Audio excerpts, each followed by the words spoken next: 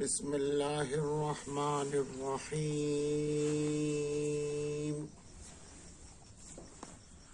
الحمد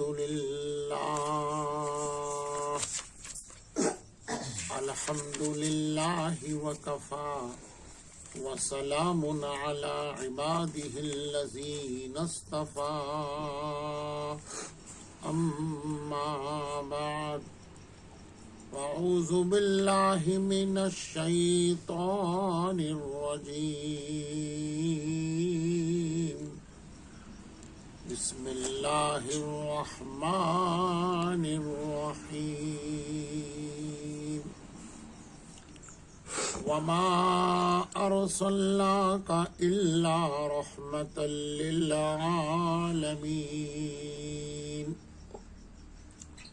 سبحان ربک رب العزة عما یصفون وسلام علی المرسلین والحمد للہ رب العالمین اللہم صل علی سیدنا محمد وعلی آل محمد وبارک وسلم اللہم صل علی سیدنا محمد وعلی آل محمد وبارک وسلم اللہم صل علی سیدنا محمد وعلی آل محمد وبارک وسلم.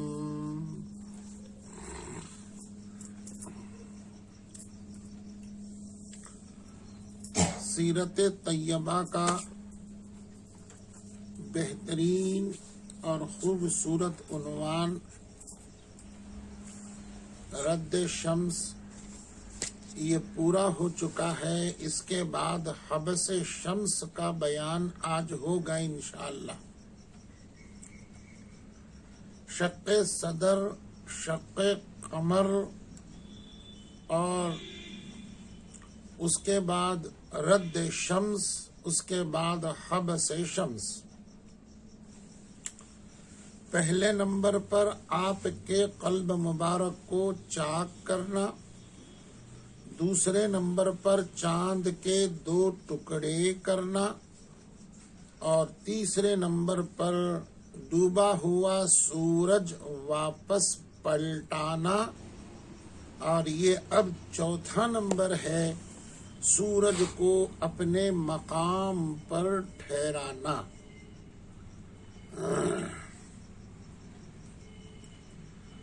رد شمس بھی اور حبس شمس بھی، یہ چاروں چیزیں آپ کا ممتاز ترین معجزات میں سے ہے.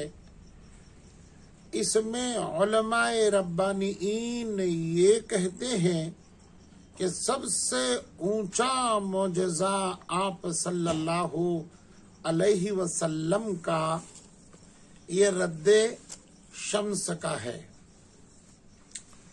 اس کے بعد حبس شمس، سورج کا ٹھہر جانا.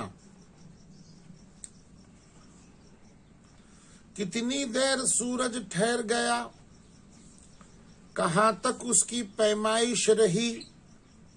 جیسے سورج ڈوبنے کے بعد چاند کے جو 2 ٹکڑے ہو گئے شق قمر میں، تو اس میں آپ نے سنا ہوگا یہ چاند کے 2 ٹکڑے ہو جانا نماز عصر اور مغرب کے درمیان جتنا وقت رہتا ہے اتنے دیر یہ 2 ٹکڑے ہو گئے. اس کے بعد جا کر پھر مل گئے اپنے اصلی حالت پر، چاند چمکنے لگا. اب یہ حبس شمس جو سورج ٹھہر گیا، یہاں یاد رکھیے سورج ڈوبا نہیں تھا، ڈوب رہا تھا، ڈوبنے کے قریب تھا. آپ صلی اللہ علیہ وسلم کا یہ معجزہ ہے، یہ اشارہ ہے، یہ دعا ہے. اس کی برکت سے سورج ٹھہر گیا، علماء فرماتے ہیں کہ کم و بیش 1 گھنٹے کا جتنا وقت گزرتا ہے رہتا ہے اتنی دیر تک سورج ٹھہرا رہا۔ کیوں ٹھہرا رہا؟ اس کو میں کوشش کروں گا مختصر وقت میں اس کو بتا دیا جائے، کیونکہ اس میں کسی اور چیز کو ایمانیات کے اعتبار سے کوئی دخل نہیں، بلکہ یہ بھی ایمان لانے کا تو حصہ ضرور ہے، لیکن زیادہ تر مشرکوں کی طرف سے جو سوالات کی بوچھار ہوتی تھی وہی یہاں بھی ہو گئی۔ شب معراج کا واقعہ آپ کے علم میں ضرور ہوگا، بہت خوبصورت اور بڑا ہی پر رونق یہ واقعہ ہے۔ انشاءاللہ الرحمن ہمارا سلسلہ آپ صلی اللہ علیہ وسلم کے اس عمر کو پہنچے گا جو آپ صلی اللہ علیہ وسلم کی 51 برس کی عمر تھی، اور آپ کا عیسوی سن 11 چل رہا تھا۔ اس وقت شب معراج آپ کو ہو گئی۔ صرف خلاصے کے طور پر حبس شمس بولنے کے لیے اس کو میں اشاروں میں پیش کرتا ہوں۔ اس کا خلاصہ آپ صلی اللہ علیہ وسلم ام ہانی رضی اللہ تعالی عنہا کے مکان میں آرام فرما تھے۔ جبرائیل علیہ السلام 50,000 فرشتوں کا لشکر لے کر براق سفید رنگ کا جو گھوڑے سے چھوٹا کھچر سے اونچا تھا وہ لے کر آئے جنتی براق، اور آپ صلی اللہ علیہ وسلم کے قلب مبارک کو چاک کیا، 3 مرتبہ دھویا، اور پھر اس کے بعد آپ صلی اللہ علیہ وسلم کے قلب مبارک میں بہت سے تحفے بھر دیے خدا کی طرف سے جو لائے تھے۔ بعد اس کے براق پر بٹھا کر حرم شریف لے کر آئے، وہاں سے آپ کو مدینہ طیبہ ہوتے ہوئے مصر ہوتے ہوئے پھر بیت المقدس کے مقام پر پہنچے، جہاں 1.5 لاکھ انبیاء آپ کا انتظار کر رہے تھے۔ صفیں تیار ہو گئی، اذان پڑھی گئی، جبرائیل نے ہاتھ پکڑ کر آگے کر دیا آپ کو، آپ نے نماز ادا فرمائی، سلام پھیرنے کے بعد خطبہ دیا۔ اس کے بعد آپ صلی اللہ علیہ وسلم آسمانوں کا سفر کرنے کے لیے جبرائیل کے ساتھ چلے۔ پہلے آسمان پر آپ پہنچے، دروازہ کھلا، اسماعیل فرشتہ اس کا دروغہ تھا۔ اب آپ اندر چلے گئے، فرشتوں کے برکات کو دیکھا، تسبیح کو دیکھا، دوسرے آسمان پر چلے گئے، تیسرا، چوتھا، پانچواں، چھٹا اور ساتواں، جہاں اخیر میں سیدنا ابراہیم ملے اور شروع میں آدم ملے، بیچ میں آپ کو یوسف بھی ملے، موسیٰ بھی ملے، یحییٰ بھی ملے۔ 7 آسمانوں پر 7 پیغمبروں کی ملاقات ہو گئی۔ اس کے بعد آپ صلی اللہ علیہ وسلم سدرہ کے درخت پر چلے گئے، جس کے پتوں کے اوپر 18,000 مخلوق کی تقدیریں لکھی جا چکی ہیں، اور مرنے کے بعد روحیں اسی پتے پر جاتی ہیں۔ یہ سدرہ کا درخت ہے۔ وہاں سے تخت رفرف 70,000 किलोमीटर का फासला तय करके आपको आगे ले गया। जिब्रील वहां से छूट गए, आगे नहीं चले गए।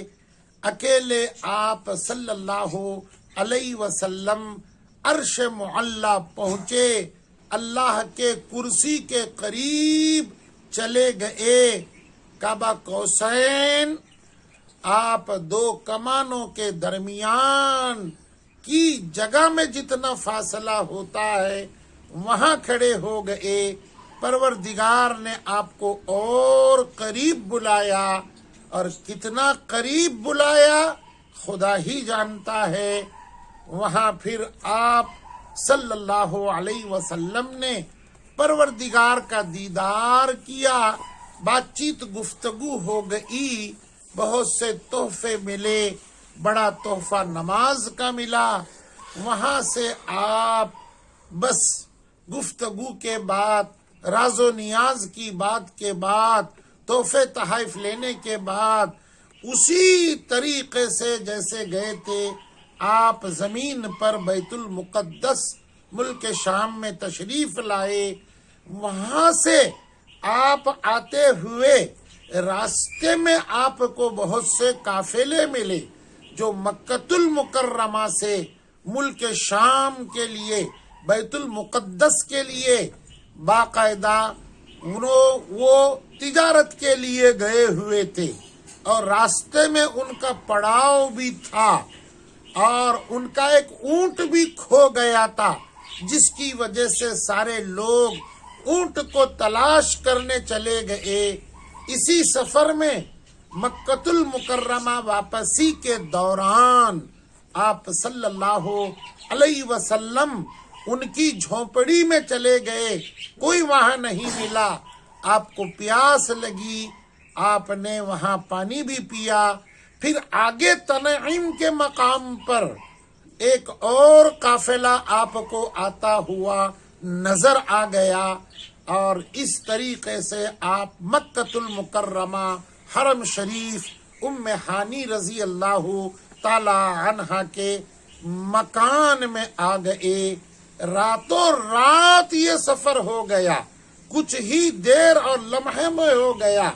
उम्मे हानी रजी अल्लाह ताला अन्हा से आपने ये कहा कि मैं पूरी रात के अंदर नहीं, रात के थोड़ी हिस्से में पूरा सफर मैं तय करके आ गया। उम्मे हानी ने कहा, ऐ अल्लाह के पाक पैगंबर, आप मुशरिकों से ना कहें, बल्कि आप सिर्फ इसको छुपाए रखें, अपने मानने वालों से ही कहें। लेकिन आप सल्लल्लाहु अलैहि वसल्लम ने बात नहीं मानी।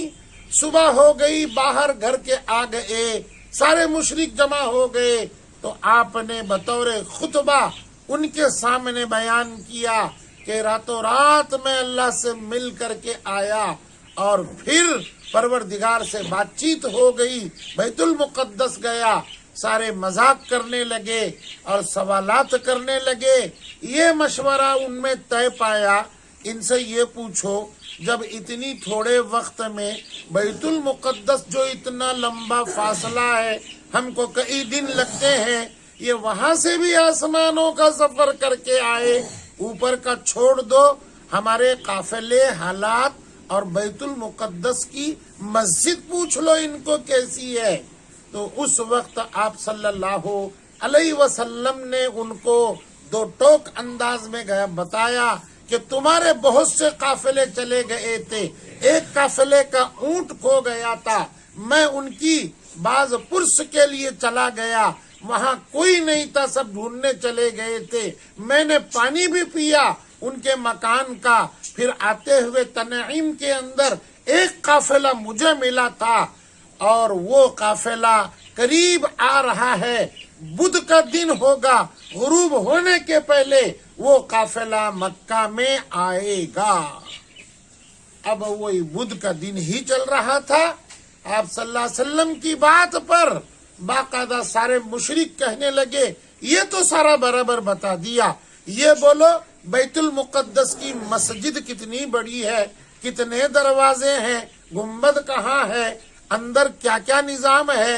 جبرائیل نے لا کر آپ کے سامنے بیت المقدس کی مسجد کر دی، آپ نے ایک ایک کر کے سارا نقشہ بتا دیا۔ خاموش ہو گئے، کہنے لگے قافلہ آئے گا مغرب کے پہلے، اب دیکھیں گے آتا ہے کہ نہیں۔ پھر اس کے بعد سورج ڈوب ہونے لگا، ڈوبنے لگا، یہاں تک کہ کعبۃ اللہ سے شعائیں کھینچ کر کے نیچے چلی گئی، ڈوبا نہیں تھا۔ شور مچایا، دیکھو یہ محمد صلی اللہ علیہ وسلم کیسے جادوگر ہیں، بولتے ہیں کہ قافلہ آئے گا، نہیں آیا، سورج ڈوب گیا۔ پروردگار عالم کی بارگاہ میں آپ نے دعا فرمائی، اے باری تعالیٰ، میں نے سچ اور حق کہا ہے، تیرے فضل اور تیرے علم اور عنایت سے تو سورج کو کھڑا کرتے جب تک کہ یہ قافلہ نہ آ جائے۔ سورج وہیں ٹھہر گیا اور وہ قافلہ اندر داخل ہو گیا، مکہ میں آ گیا۔ حیران رہ گئے سارے مشرک، پھر تو ان کے قلب پر، دلوں پر مور لگی ہوئی تھی کفرانیت کی، بھلا ہدایت کہاں ان کے پلوں میں تھی۔ وہ بس مذاق کرنے لگے، اس کا جادو تو سب جگہ چل گیا، یہ بہت بڑا جادوگر ہے۔ بہرحال ایک ہی مجلس میں نے حبس شمس، سورج کے ٹھہرنے کے واقعے کو بیان کیا۔ اگر چاہے تو شب معراج کے واقعے سے اس کو لے کر آؤں، ہفتہ بھی لگے گا، ابھی زندگی مبارک بیان کرنی ہے، اس لیے یہ شق صدر سے شق کمر اور رد شمس اور باقاعدہ حبس شمس پورا ہوتا ہے، ایک عنوان میں لے لیا گیا۔ میں دعا کرتا ہوں پروردگار سے یہ معجزات رسول اللہ صلی اللہ علیہ وسلم جتنا ہم نے سنے ہیں، اللہ انہی تمام معجزات کی برکت سے پروردگار ہمارے دلوں کو روشن فرمائے، اور آپ کے اداؤں میں اور سنت رسول اللہ صلی اللہ علیہ وسلم کی روشنی میں اللہ جینا مرنا ہم تماموں کو نصیب فرمائے۔ وآخر الدعوانا ان الحمد للہ رب العالمین۔